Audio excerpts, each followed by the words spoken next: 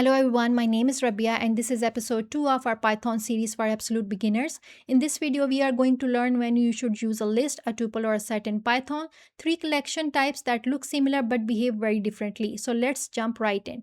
Let's start with the syntax. To make everything simple, let's use a small collection of letters A, B, C, C. So list uses square brackets, tuple uses parentheses, and set uses curly braces, as you can see in these three examples. Right away, notice that set only keeps one C even though we added it twice.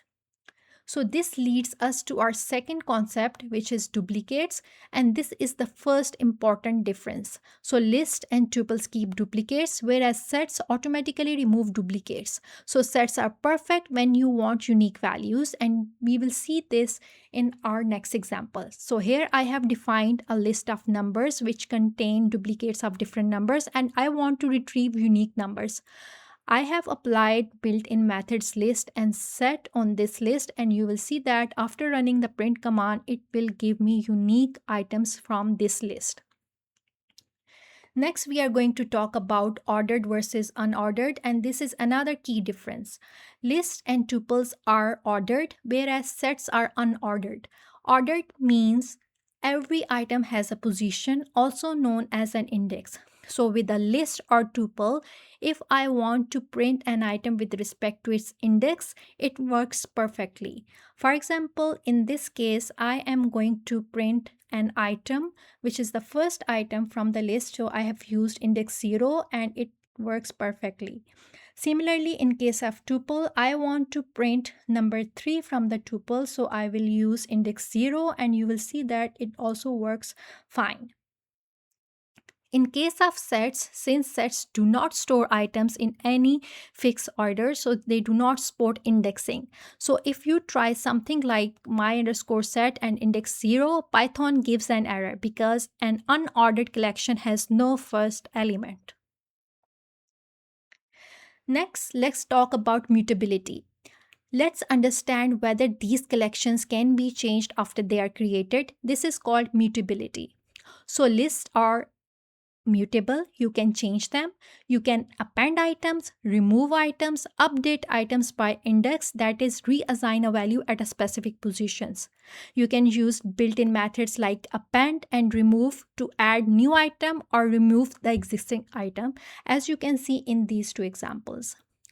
You can also replace the existing item using the index method that we have discussed earlier.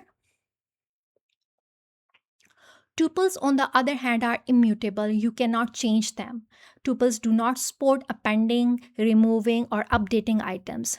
Trying to change a tuple results in an error, which you will see in our next example. So this immutability is useful because it prevents accidental changes to important data.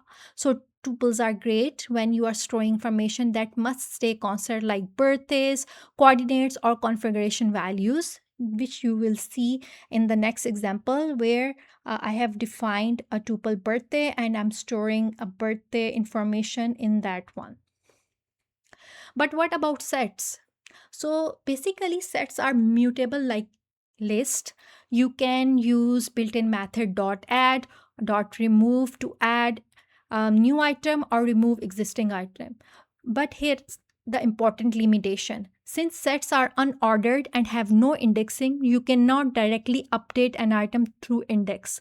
So to change something in a set, you can remove the old value and add the new one, as you have seen in the example by using the .remove and .add methods.